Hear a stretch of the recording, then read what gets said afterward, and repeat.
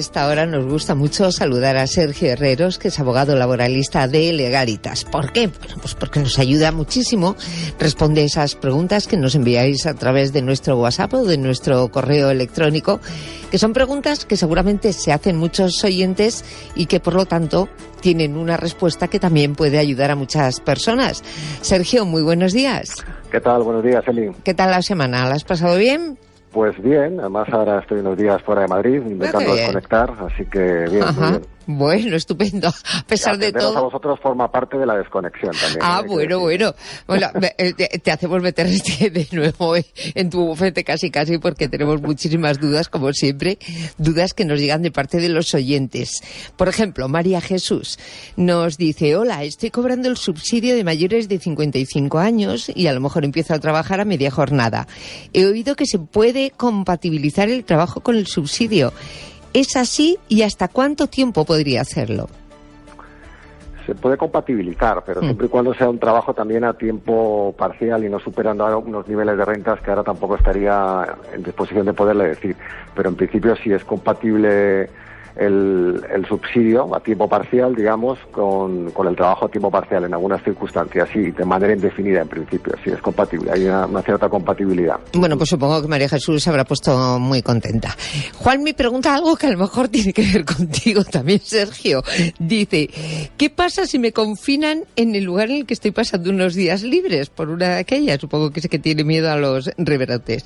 ¿Podría regresar a mi lugar de residencia y sobre todo a mi trabajo? Y en caso de que no sea así, ¿cómo podría justificarlo en mi trabajo para no tener problemas? Bueno, sería una fuerza mayor. Hasta ahora, cuando se ha hablado de esa situación de confinamiento, normalmente siempre se ha dado un salvoconducto para las personas que tienen que trabajar, o incluso una moratoria, ¿no?, de un día para poder volver a nuestro lugar de residencia. Normalmente que no creo que vaya a haber ese tipo de problema. En todo caso, sería una situación de fuerza mayor y podría acreditarla, pero no creo sinceramente que vaya a haber ese problema. Bueno, Fernando nos dice: muy buenas. Trabajo siempre de noche como conserje vigilante en el horario de 12 de la noche a 8 de la mañana, en una jornada laboral de 40 horas semanales. Mi sueldo es el mismo que el del resto de mis compañeros que trabajan de día. Mi pregunta es: ¿me corresponde plus por nocturnidad? Llevo trabajando varios años y nunca me lo han pagado. En caso de que me corresponda, ¿puedo pedir que me paguen todo? Y lo pone con muchacho, todo lo anterior. Gracias. Bueno, vamos a ver, esta es una pregunta que nos hacen muy habitualmente. El plus de nocturnidad es un plus que no viene estipulado como tal en el Estatuto de los Trabajadores, es decir, no es un plus al que tengamos derecho como trabajadores por ley. Es un plus que se establece en la negociación colectiva. Es decir, que es verdad que la mayoría de los convenios, sobre todo en aquellos en los que se prevé que pueda darse este tipo de trabajo nocturno, se entiende trabajo nocturno aquel que es a partir de las 10 de la noche.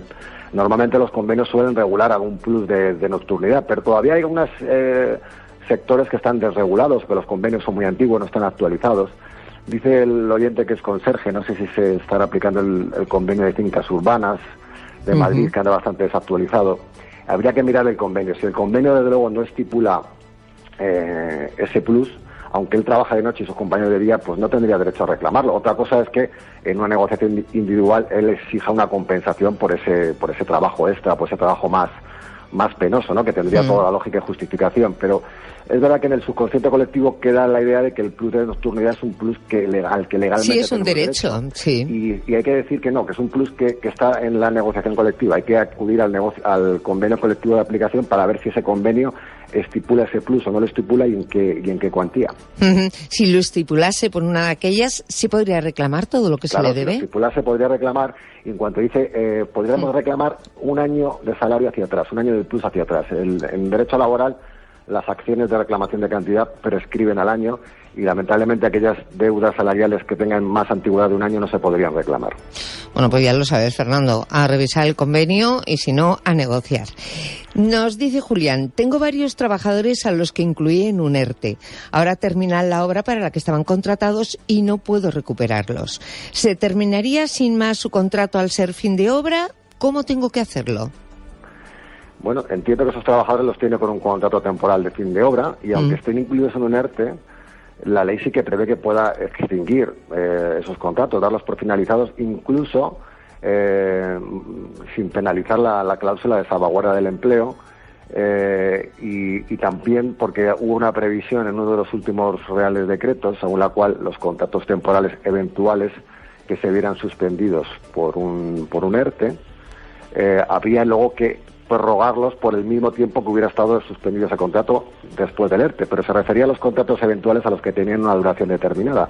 A los contratos de fin de obra, aquellos que se han realizado para realizar un servicio concreto, que ese servicio finaliza, por tanto la causalidad del contrato ya deja de tener sentido, esos contratos sí que se pueden extinguir sin que ese despido sea calificado de improcedente, y se podría hacer, aunque estuvieran en ERTE, se podrían dar por finalizados esos contratos si realmente son contratos causales y la obra o servicio para la que fueron contratados esos trabajadores realmente finaliza. Muy bien, Sergio, como siempre te voy a pedir que hagamos un paréntesis en cuanto lleguen mis compañeros de informativos, pero yo creo que todavía tenemos 2 minutos, nos da tiempo a responder a Paz, que dice: estoy con reducción de jornada por cuidado de menores y me han despedido. Voy a denunciar. ¿Qué posibilidades tengo de ganar? Bueno, pues es una pregunta muy genérica para poderla responder. Será dependiendo, claro. Vamos a ver, la trabajadora tiene un plus a su favor, que es que en esa situación está protegida, está especialmente protegida. De tal manera que si ese despido no tiene una causa legal, no está justificado, y ahí la carga de la prueba la tendrá el empresario, ese despido no va a ser calificado como improcedente, sino que va a ser calificado como nulo. Es decir, va a tener derecho a volver a su puesto de trabajo. Pero cabe la posibilidad de que ese despido esté justificado por alguna otra razón, tenga algún tipo de causa, y en ese caso pues no va a poder conseguir la nulidad del despido. Habría que indagar más, habría que ver esa carta de despido, a ver qué causas aducía la empresa para poderla despedir. Faltan datos.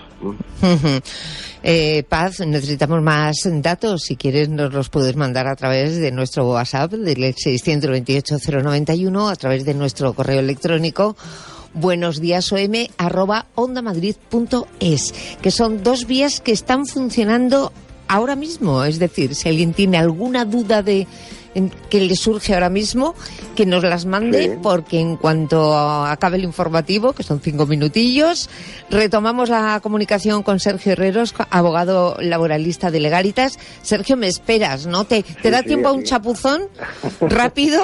No creo, pero bueno, yo te espero. Y vuelves otra vez mientras te secas, tranquilamente. Llegan las noticias a Onda Madrid, enseguida volvemos. Tenemos por delante todavía 2 horas más de programa. Y por supuesto retomamos en unos minutos ese consultorio con Sergio Herrero.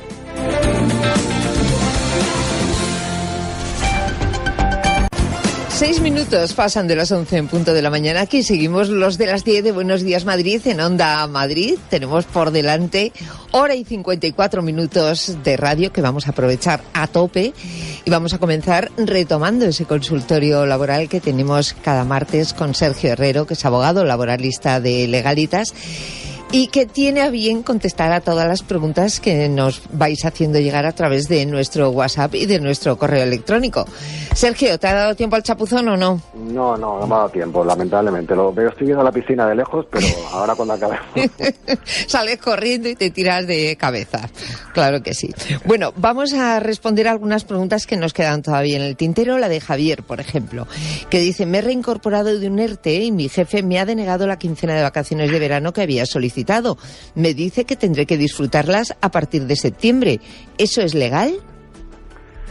Dice que había solicitado, pero no nos aclara si las tenía ya reconocidas o no reconocidas. Vamos a suponer que posiblemente sí, ¿no? Que las tuviera solicitadas y comprometidas con anterioridad al ERTE, incluso estando en el ERTE. Entiendo que si ya tenía una semana o 15 días de vacaciones concedidos y apalabrados, digamos, pues no se pueden revocar esas vacaciones, porque es un derecho del trabajador que reconoce el artículo 38 del Estatuto de los Trabajadores a poder conocer el disfrute de sus vacaciones con 2 meses de antelación, con lo cual significa que la revocación de unas vacaciones con menos de ese tiempo es palmariamente ilegal. Podría acudir a un juzgado a un procedimiento especial sumario que hay para poder reivindicar esas vacaciones y poderlas disfrutar. Es un procedimiento que se tiene que celebrar en días, y normalmente sí se hace en los juzgados, para obligar al empresario a que respete esos días de vacaciones, y en caso de que no se pudiera dar tiempo, porque el juicio saliera más tarde, pues se podrían pedir daños y perjuicios por no haber respetado el empresario esos días de vacaciones del trabajador.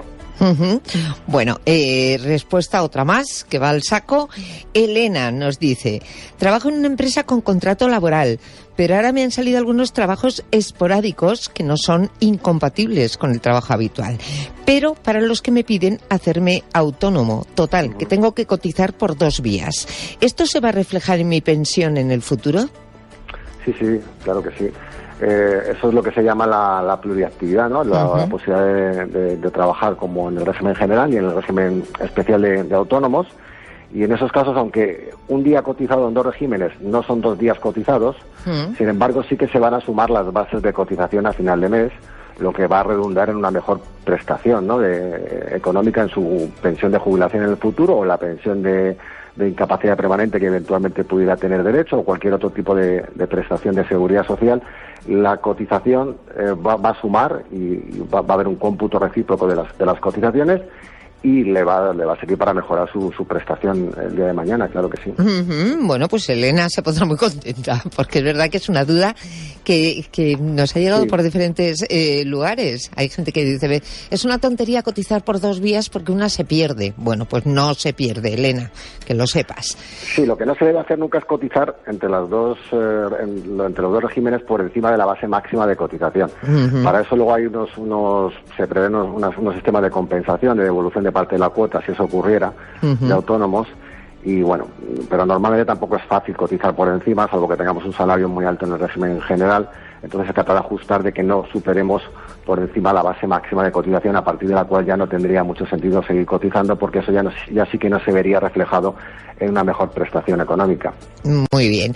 Herminia, yo no entiendo muy bien esta pregunta, pero dice, mi marido cobra una pensión por incapacidad permanente.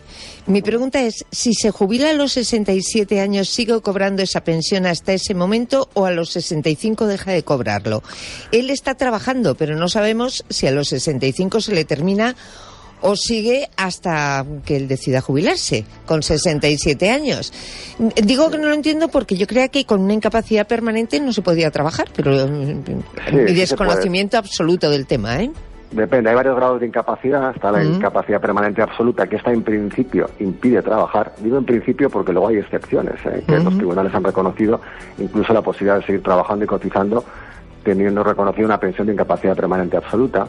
Pero luego está la que seguramente sea beneficiaria el marido de esta oyente, que es la incapacidad permanente total para tu profesión habitual. Es decir, tú desempeñas una profesión y a partir de cierto momento ya no la puedes desempeñar por una situación médica que te impide desempeñar esa profesión en particular, pero no cualesquiera otra. Entonces, no te queda una pensión completa, te queda una especie de media pensión, un 55% de la base reguladora, a condición de que tú puedas seguir desempeñando otro tipo de actividad, ¿no? Otro tipo de trabajo, y compatibilizarlo con la pensión. Pues lo que nos pregunta esta oyente, claro, es que su marido está cobrando esa pensión de incapacidad, pero sigue trabajando porque puede desempeñar otra profesión, y lo va a seguir haciendo en principio hasta su edad de jubilación, ¿no? Los 67 años. ¿Qué pasará entonces?, se pregunta la oyente. Pues que tendrá que optar, porque no son compatibles la pensión de incapacidad permanente con la de jubilación. Entonces, él tendrá derecho a que cuando alcance la edad de jubilación se le recalcule la pensión como si fuera de jubilación, porque ha alcanzado esa edad, y se quedará con la mejor de las 2 pensiones. Eso es lo que ocurrirá. Vale, Herminia, que va a llegar un momento que tu marido va a tener que decidir, pero bueno, por lo visto tienen tiempo todavía por delante.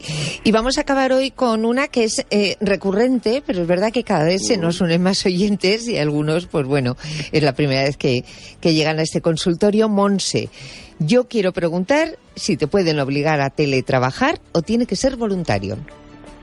Bueno, esta pregunta es muy interesante porque además ahora el tema del teletrabajo está de máxima actualidad, ¿no? Hay un anteproyecto de ley, ¿no?, que ya está circulando, en el que se quiere regular esta modalidad, y es trascendental que se regule bien y que esto se haga bien, ¿no?, porque va a ser beneficioso para trabajadores y empresarios, sin duda, si se llega a un buen acuerdo. Y claro, en principio la base del teletrabajo siempre hemos dicho que tiene carácter voluntario, tanto para el empresario como para el trabajador, y nace fruto de un acuerdo bilateral entre ambos. Lo que pasa que también habíamos dicho que en esa situación de la pandemia pues se daba una circunstancia excepcional en la que, por un lado, el trabajador, si puede acreditar situaciones de conciliación de vida familiar y laboral graves, o también situaciones médicas graves, ¿no?, por ser un trabajador vulnerable, ¿no?, al COVID, ¿no?, pues puede, en cierta manera, solicitar como derecho ese teletrabajo y el empresario tendría que tener muy buenas razones para denegárselo, de tal manera que un juez podría revisar esa decisión del empresario y revocarla, aunque el principio general, como decimos, es que es voluntario. Y viceversa también decíamos, y bueno, en esto ya también decía que hay otros compañeros abogados que discrepaban, ¿no?, sobre la posibilidad de que una empresa pudiera imponer el teletrabajo a sus trabajadores. Sobre esto hay discrepancias. Hay compañeros abogados que opinan que no podría ser, pero que nosotros entendemos que también es una situación también de fuerza mayor, en la que el trabajo es una modalidad organizativa como otras, ¿no?, y que por razones sanitarias el empresario sí que pudiera mandar a teletrabajar a sus trabajadores, siempre y cuando dándoles todos los medios adecuados y necesarios para poderlo hacer.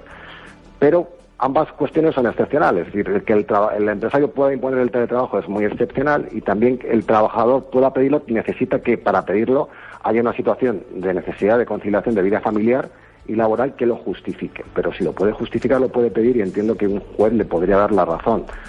Entonces, bueno, pues el principio general es que el teletrabajo es voluntario, se va a ser el principio general, incluso creo que así también se va a prever en la nueva regulación que se va a establecer. Es decir, necesita un acuerdo bilateral entre trabajador y empresario que además negocie un montón de circunstancias, ¿no?, que van asociadas al teletrabajo, de las que también hablábamos, ¿no? ¿Quién va a correr con los gastos, por ejemplo, de los suministros, ese tipo de cosas, ¿no? El principio general es que el teletrabajo es voluntario, pero también se está configurando como un derecho de conciliación de vida familiar y laboral para el trabajador, recogido en el artículo 34.8 del Estatuto de los Trabajadores, y también ahora en el artículo 5 del Real Decreto 8/2020, que ya habíamos comentado en otras ocasiones. Pero en principio, pues lo que hemos dicho, voluntario, y con excepciones puede ser un derecho del trabajador para conciliar su vida familiar y laboral, y a veces también el empresario puede imponer esa modalidad de trabajo en situaciones de fuerza mayor excepcionales. Mira, nos acaba de entrar, yo creo que nos da tiempo, una última comunicación por hoy. Nos la manda Enrique y nos dice: buenos días, mi convenio laboral es de fincas urbanas. Yo entiendo que Enrique trabaja, pues eso, como conserje o como vigilante. Dice: lleva muchos años sin actualizar. ¿Quién es el responsable de actualizarlo y si yo puedo enviar mi queja y a quién?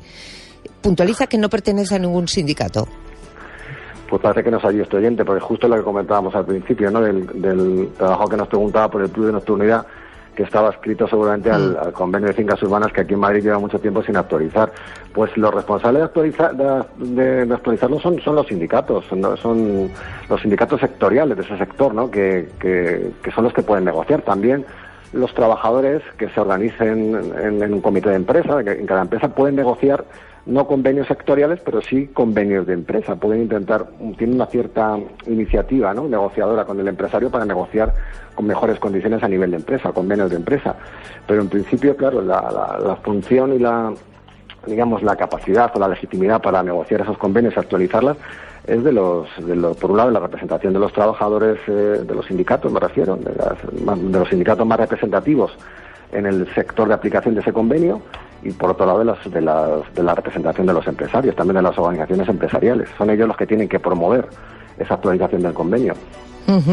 Bueno, pues si te parece, Sergio, te dejamos que te vayas a dar tu baño y lo dejamos por hoy, pero la semana que viene te esperamos de nuevo, porque nuestros oyentes tienen toda esta semana para seguir mandando sus dudas a nuestro correo. Repito que es buenosdiasom@ondamadrid.es, o bien a nuestro WhatsApp, que está funcionando siempre, el 628-091-117. Que pases un día estupendo, Sergio. Muchísimas gracias. Vosotros también. Un abrazo. Hasta luego. Otro. ¿Estás escuchando?